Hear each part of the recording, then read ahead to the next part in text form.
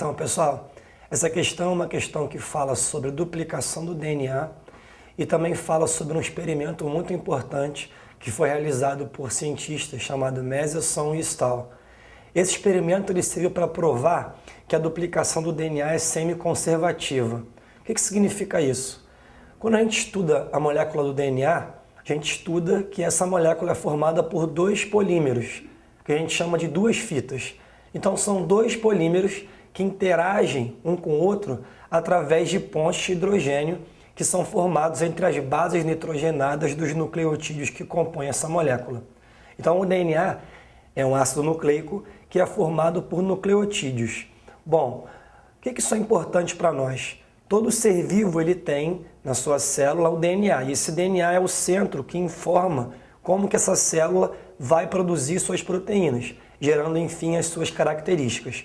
Quando um ser vivo ou uma célula se multiplica, faz uma mitose, por exemplo, uma bactéria faz uma divisão binária, esse DNA tem que ser passado para a próxima geração, porque a próxima geração também tem que fazer suas proteínas e vão ganhar assim as características da geração anterior.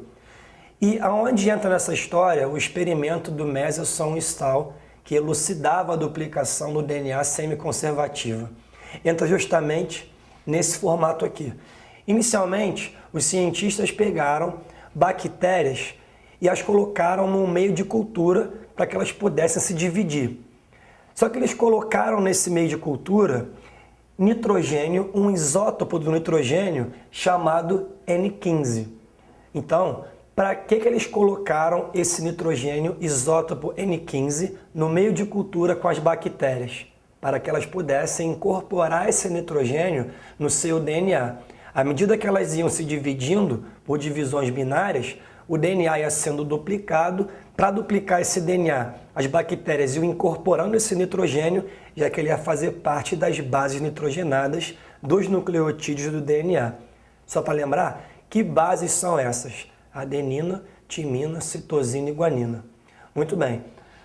Ao longo de várias gerações, as bactérias que ficaram no meio de cultura, contendo o nitrogênio N15, incorporaram esse elemento e geraram um DNA contendo somente o nitrogênio N15.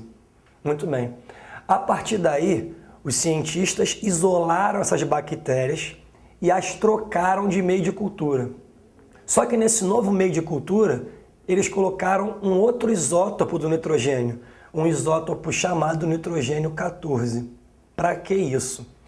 As bactérias que foram passadas para esse novo meio de cultura, elas tinham um DNA completamente formado pelo N15.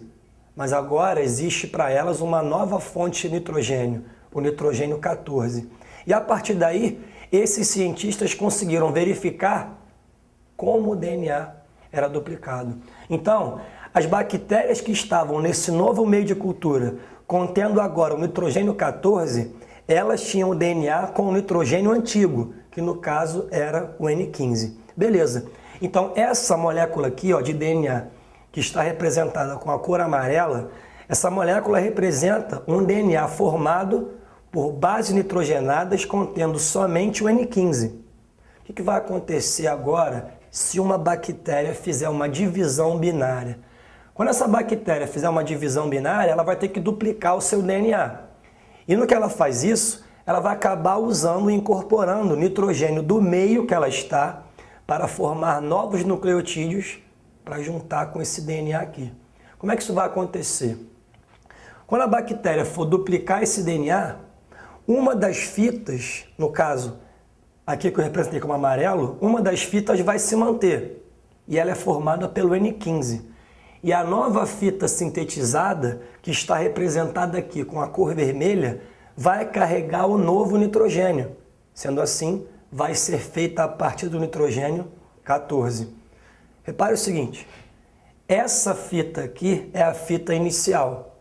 Quando ela for duplicada, uma das fitas dela vai se manter. Essa é a fita molde. A partir dessa fita molde, que é a fita antiga, uma nova fita será recém-sintetizada. E no caso aqui do desenho, essa nova fita recém-sintetizada vai carregar quem? O nitrogênio 14. Logo, a nossa conclusão é que esse DNA aqui é um DNA híbrido, formado pela fita antiga contendo o N15 e também pela fita nova contendo o N14. Mas por que eu desenhei aqui duas moléculas de DNA? Porque nós tínhamos inicialmente duas fitas. Cada fita desse DNA antigo serviu como molde para sintetizar uma nova. Então, sempre que um DNA se duplica, uma das fitas se mantém e serve como molde para uma nova fita recém-sintetizada. Por isso que a duplicação do DNA é dita como semi-conservativa. Continuando aqui o raciocínio.